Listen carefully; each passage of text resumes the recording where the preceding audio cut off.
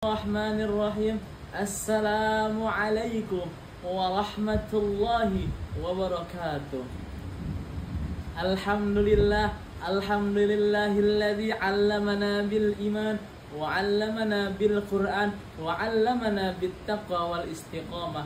Assalatu wassalamu ala asrafil anbiya'i wal mursalin wa ala alihi wa sahbihi wa man tabi'ahum bi ihsanin ila yaumiddin. Amma ba'du.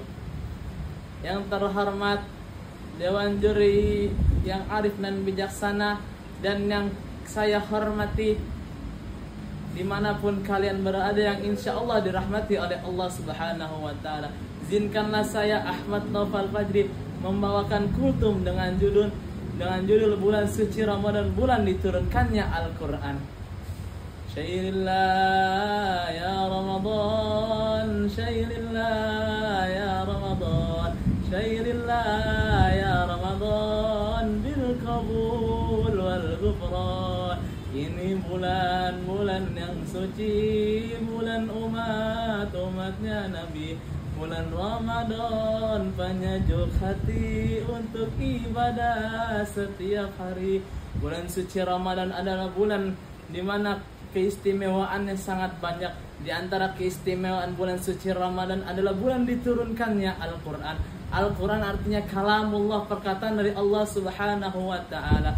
Al-Quran diturunkan pada bulan suci Ramadan bertepatan dengan 17 Ramadan.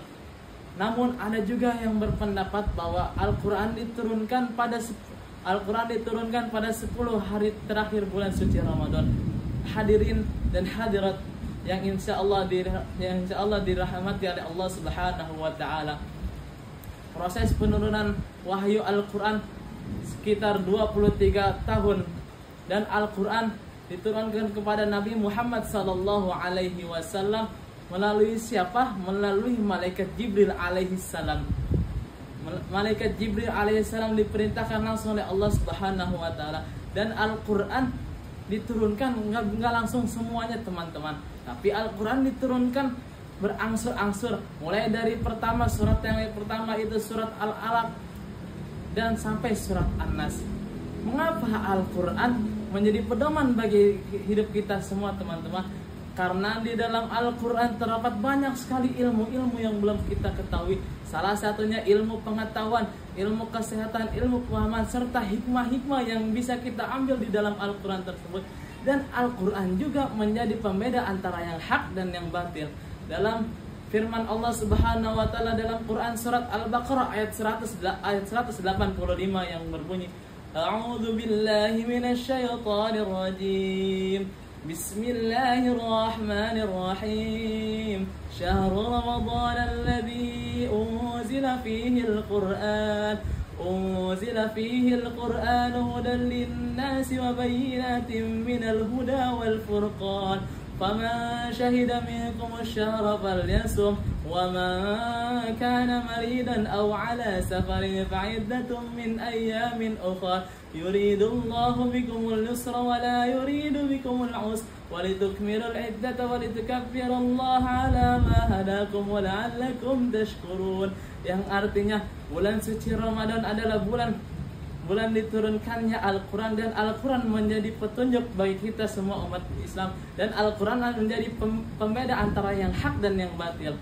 Hadirin dan hadirat yang insya Allah dirahmati oleh Allah Subhanahu wa Ta'ala, selain bulan suci Ramadan adalah bulan yang diturunkannya Al-Quran, ada lagi bulan suci Ramadan adalah bulan dikabulkannya doa. Kita sebagai umat Islam, kita harus berdoa kepada Allah Subhanahu wa Ta'ala, apalagi di bulan suci Ramadan ini. Doa-doa kita insya Allah kabul di bulan suci Ramadan ini. Maka manfaatkanlah di bulan suci Ramadan ini, dan kita perbanyak doa. Allah Subhanahu wa Ta'ala berfirman dalam Quran surat Al-Baqarah ayat 186 yang berbunyi, Wa idza sa'alaka 'ibadi 'anni fa inni qarib ujibu da'watad da'i idza da'an falyastajibu li wal yu'minu bi la'allahum yarshudun. Yang artinya di dalam Quran surat ini, dan jika Dan apabila hamba-hambaku bertanya kepada engkau wahai Nabi Muhammad, maka aku akan mengabulkan doa-doa yang telah dipanjatkan oleh umat Islam. Jadi ketika kita di bulan suci Ramadan ini, Allah akan mengabulkan dosa-dosa kita, Allah akan mengabulkan doa-doa kita. Selain daripada itu, bulan Ramadan ini adalah bulan diampunkannya dosa. Bulan diampunkannya dosa yang biasa disebut dengan Syahrul Maghfirah. Jadi di bulan Ramadan ini teman-teman, dosa-dosa kita yang telah lampau hingga sekarang insya Allah hapus dosa-dosa kita. Maka perbanyaklah momentum-momentum Ramadan ini dengan cara apa? Dengan cara berzikir kepada Allah Subhanahu wa taala, membaca tadarus, bersalawat kepada Nabi Muhammad sallallahu alaihi wasallam, serta mengikuti kajian-kajian yang telah diadakan oleh para kiai ataupun para asatidz yang lain. Mungkin cukup sekian dari saya. Apabila ada kekurangan itu datangnya dari saya, diri saya pribadi, dan apabila ada kelebihan itu datangnya dari Allah Subhanahu wa taala. Undur ma qala wa la tanzur man qala. Tsumma assalamu alaikum warahmatullahi wabarakatuh.